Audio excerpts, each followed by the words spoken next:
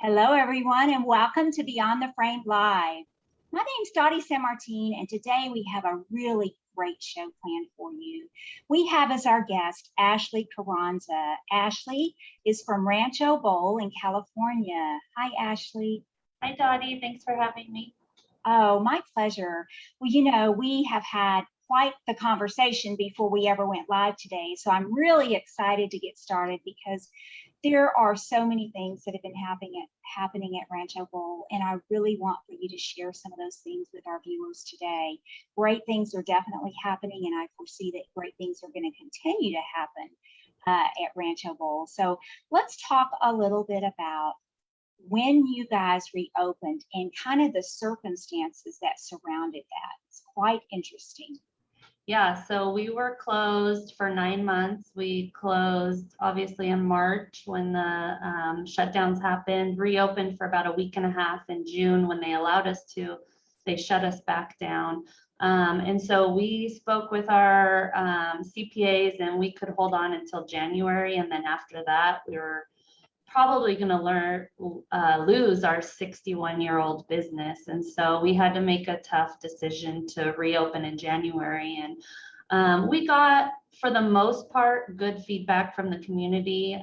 We had 2-hour waits for people to come in and bowl. There was a line, around the building. Come 4 o'clock when we were opening. Our hours completely cut back, just trying to get our feet wet again. But the community was great. They came out. I mean, people were crying that it was so good to be out and be with their family and enjoy each other again and see their kids laughing. And of course, we got a few people that weren't so happy and made our lives tough. Complaining, calling the health department, different stuff. But I would say about 90% of people were just so happy that we reopened. That's amazing. And the 10% that didn't, I'm sure that they were very vocal about that. Typically what we find is those that have something negative to say, they can speak very loudly. So I'm sure that reopening also had to be tough on. Now let me ask you this: as far as staff, when you reopened, did you bring back the majority of your staff? Yeah, so about 8 of our main managers came back with us, and then another about 15 of our current employees came back. Now we pre-COVID had about 60 employees, and when we opened back up, we needed about 25 due to the less hours, and we just really scaled back. Like I told you earlier, my husband and I were the janitors for 6 weeks, and that was pretty eye-opening to the public and how they treat public places. Yeah, it really makes you appreciate those employees, right? Exactly. And so, yeah, so we just all, had to do tasks that we weren't used to doing just to get reopened. But we were very blessed that a lot of our employees came back. Absolutely. And Ashlee, you had mentioned something about a forum that you guys created when, I guess this was right when y'all closed down. Was this forum created with the different businesses? Yeah, so as a coalition, we are, a small community, long-standing businesses, specifically restaurants. And so we formed a coalition, got together, and just started meeting just to talk about really our frustrations on, the different health orders and, how big box stores could be open, but we weren't allowed to be open, and what we could do. And there was one other business specifically that took a stand and opened despite. And so we Rancho Bowl was one of the second to third that really, publicly took a stance and reopened. And a lot of those people in the coalition felt compelled to do the same. And so we really came together. And then we started fighting issues that we thought were important. There was a micro kitchen thing that they were trying to put in place during COVID. And it's like, we can't as restaurants be open, but you're going to push home restaurants to be allowed to be open. And then we really went to the negative impacts that COVID has caused. So we did a rally at City Hall and really brought awareness to the mental health issues, the homelessness, the child abuse, the domestic violence. Yeah, we had speakers, we had pastors, we had a young girl that was in junior high that tried to commit suicide 2 weeks before speak. And we just really wanted to bring awareness to our community that yes, COVID is real. I personally had COVID in February of last year, but there's a lot of other mental health and things that are happening. And so we've continued the coalition, and we just go after issues that we think are, really important to the community. And Ashlee, one of the things that I hope our viewers take away from this is the value of supporting causes and taking a stand. And your center now is associated with that wholesomeness of being aware of issues that are important to the community and pitching in and helping. And especially the younger customers of today, the younger millennials, the Gen Zers, they really respond well to that. They love supporting businesses that take a stand on things and do try to make a difference. I thought it was really interesting, though, that Rancho Bowl didn't just take a stand to help with mental health issues in the community and so on and so forth, but you've also done things to help your employees, because you do recognize that your employees also have issues. Your employees also struggle with things. And I believe you shared with me recently that y'all tragically lost an employee to suicide. So it really hits home for you guys, I'm sure. But y'all also recognized a need for some other things that y'all could help your employees with. So tell us a little bit about your surveying of your customer or your employees and what you found out and how you're helping with that. Yeah, through COVID, we just tried to check on our employees, specifically our, 8 managers that have worked for us for a very long time. We tried to keep in communication, we didn't know, when we could reopen, but during that time, like I told you, there's been so many silver linings to how we run our business. And one of the things is just really, getting to the heart of what our employees are going through.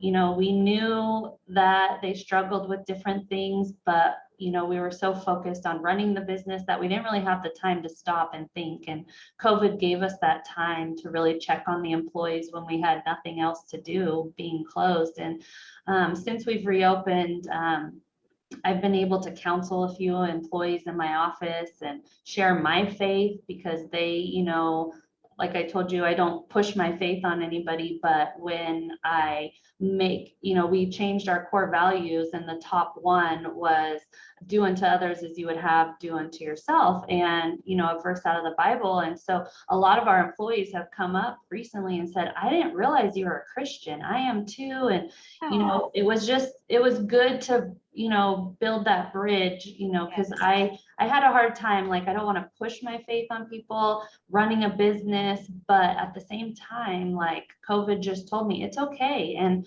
I can just share that with the people that want to know more about it. And I think I shared that 2 of our employees got baptized on Easter, and my husband and I went. And one of the other things that really came up, I started doing surveys through SurveyMonkey, and just blasting them out to our employees. And a lot of them came back and said finances are one of their huge things that, burden them. And so I looked into some programs, and I've done the Dave Ramsey program. And so I found Smart Dollar, and I've implemented that now into my employees in the company. And so Rancho Bowl pays for it, but it's free and confidential to them. And we just launched August 1st. So I'm starting to get our employees signed up and asking questions, and it's just going to guide them through, how to get out of debt, how to save for, retirement, and just all the different things. Because we have employees, from 16 all the way to, 70. And so some of them, are just starting out. Some of them are talking about retirement. So it's like, we really just saw the need and decided to pay for it and help them. And I'm excited to see, how that changes their lives. Exactly. And now most especially because many centers are struggling to keep, their employees, they're being, pushed to the max because there's a shortage of employees and everybody's working as hard as they can to serve the customers. And when you're able to identify and show the employees how important their needs are to you, that just has such a lasting impact. They naturally want to stay with you because you have invested in them. And so is that what you have found? Have you found that they've received your help wholehearted? Yes. Yeah. I have one employee, during COVID, we listed our business for sale. We didn't want to, but we own the property and land. So it just seemed like, something, because we didn't know what the future held. And we've had some employees find out recently that it was on the market. And one specifically that I've helped, counsel came up and said, just so you know, I'm not working for anybody else. So if you sell, I'm going on to your next venture with you, whatever it is. I'm not working for somebody else. So that makes us feel good. Yes, it does. We're making an impact here with our employees and, just trying to figure out what they want. Like, we had to really cut back when we first opened, like took away employee discounts. We took away the league bowlers free games. And now that we've gotten back on our feet, we kind of surveyed the employees and customers and found out what perks really do they want. And, we listed out a bunch of them, and the league bowlers really want those free games back, and the employees really want their employee discount back. So rather than spending money on these other things that we would in the past, we really focused in on what the top thing is. And we're able to save a little money, but we're also able to give them something they really want. So let me ask you, from a league bowler standpoint, what were a couple of the things that they said they could do without? For the league bowlers, I know more of the employee side of it. My bowl manager probably would know a little bit better. Okay. So what about employees? What are they okay without? Yeah. So like sometimes we'd put snacks or things in the employee break room, or we talked about, other perks like parties, or we used to do this thing like by department, whoever made like a contest, whoever had, the least amount of overtime, the least amount of missed meals, whoever hit their, like for the bar, their pour cost numbers, or for the restaurant, their food cost numbers, those kind of things, then they would get some perks. They could choose. They would get a dollar amount for the quarter, and they would be able to. And really, everybody just wanted their 25% employee discount back. So that's easy enough. It was cool to see that that was the most important thing to them. So very, very cool. And it also shows that they're willing to give up a little bit for the good of the company.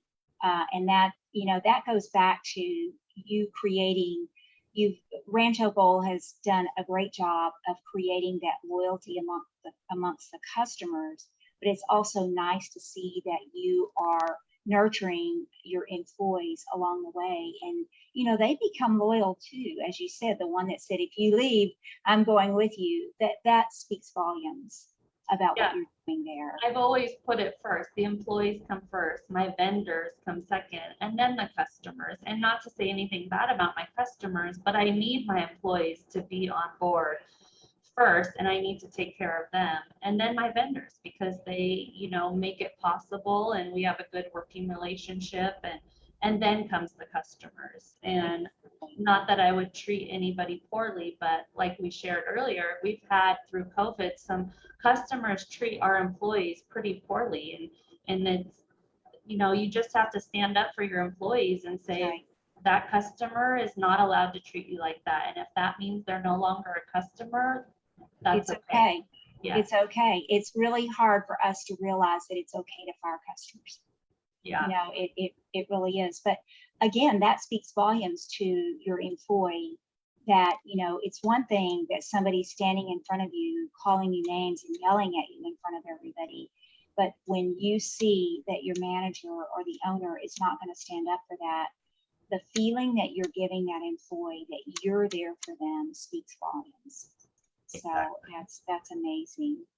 So let me ask you, you guys have always had a very, very active bar. And I'm assuming that the bar opened up at the exact same time that the center opened back up. Have you made any major changes in the bar? Are things still as they were pre-COVID? Yeah, so we used to have DJs 6 nights a week, and that's why our bar was so successful. With that, obviously brings a lot of issues, and we have a lot of security guards and, try to keep fights and different things under control. But when we opened back up, live entertainment was a complete no-no. Even though we were opening up when we weren't supposed to yet, we decided that we didn't want to pack, in a bar with people dancing and sweating and stuff. So we waited until I think June when they allowed nightlife back open. So our bar was open, social distancing, just like we did the restaurant. We took out, tables and limited the amount of seating in there. But since we've brought back, we've only came back, I think, 3 nights a week now that we bring DJs in rather than the 6. And we've reworked. We used to pay our DJs, and now we, work it through the door money. So it's saved us some money on the back end, and still giving the customers what they want, because they do enjoy that live entertainment. And I noticed that you guys have a couple of events coming up. Very interesting. One is for first responders, a tournament. Tell me a little bit about that. I have a feeling there's a cause over here that's brewing. Am I right? Yeah, we have a league here called Band of Brothers, and it's all veterans. And they started with us, I want to say 3 or 4 years ago. And during COVID, when we were shut down, we had done one first responder tournament pre-COVID, and it was really geared towards those veterans. But our vision was to grow this tournament into, any first responders, whether it be police, firefighters. And so we thought it was a perfect time to bring that tournament back. We also do a Battle of the Bars, which has been going on for years, and Ameli's Invitational Tournament, which is my husband's grandfather, which started the company, and so he has since passed. But we like to bring back, just all of our best bowlers. We invite them and they form a team. So we always try to do these kind of tournaments when leagues are off the floor in August, when summer leagues stop before winter leagues start. And so we try to find interesting things. We're also thinking of like a barber shop and salon owners tournament, and we get a trophy, and then whoever wins can take that trophy for the year, and then they bring it back and we do it again. Yes, we used to do one with restaurants. Okay, So yeah. all the restaurants would try to compete for this trophy, and of course bragging rights. Yes, and So it's that was a really lot of good fun. to supplement income, on those off times, or any time really that you can fit a tournament in that doesn't take away from your open play. And Yeah. so the first responders specifically, we may postpone it only because our county went back to a mask mandate.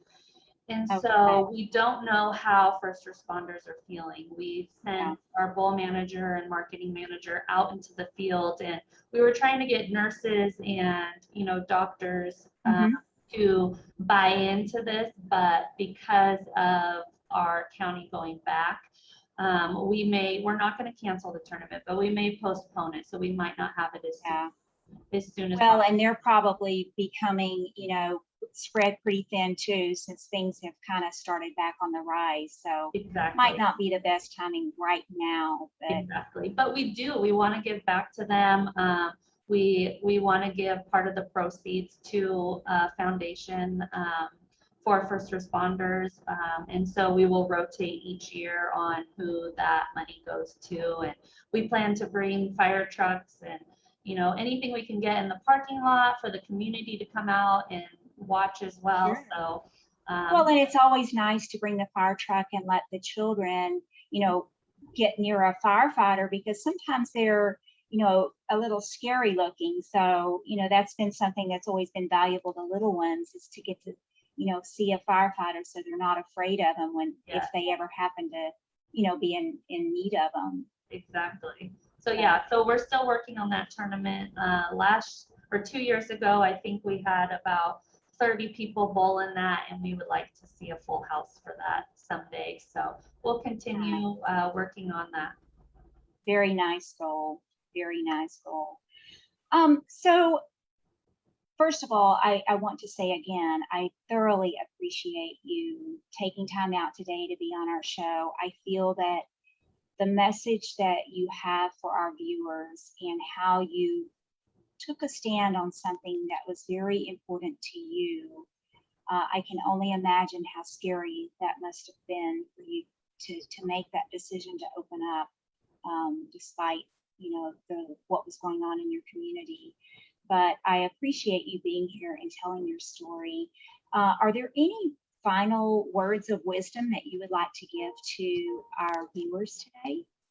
Yeah, I know we talked about the silver linings. What we've found that works for us, I mean, we're here in California, so our minimum wage is ever rising. And so we really have to be, you know, looking at labor and just finding the times, you know, with, if you have the Cubica system, you're able to look at those hourly reports and really find where you make your most money. And we were always afraid, because we have always been open at 9 a.m. every single day, that we have to, and we've tried to push our breakfast, never went. We tried to do all these things, but really just looking at those hourly reports and finding out when you make your most money. And it's okay, we don't open till 4 o'clock now.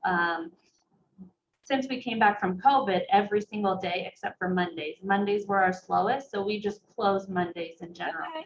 And it's actually really nice because we can finally do maintenance around here that we never were able to do. We finally can give our employees, you know, time off. If we want to do an employee party, we can do it on Mondays. Yes. If we have any customers that are interested in renting out the entire center, we can actually do that on Mondays once in a while. And so just really cutting back and finding the time and looking when you make your most money, so you can spend, you know, your resources wisely. And like I told you earlier, we are actually doing better financially after COVID than we were pre-COVID. So trying to find those silver linings and trying to learn from, you know, how you survived COVID. Hope, I know some people weren't able to, but just really cutting back, simplifying your message. That's what we did. Like, we don't offer as much as we used to, because on the food side, we're able to cut our food costs. On the bowling side, it's easier for customers to make a decision at the front desk when there's 2 options to choose from rather than 6. Yeah, just really focusing in, and that's what we've been able to do to survive. So. Well, it sounds like the new norm at Rancho Bowl is definitely working out. So, well, Ashlee, thanks again. I appreciate you taking time, and I really commend you for what you've done for your staff and your community. And I look forward to seeing great things happen and continue to happen at Rancho Bowl. Thank you. We really appreciate you tuning in to us today, and we'll see you next week on Beyond the Frame Live. Have a good afternoon, everyone.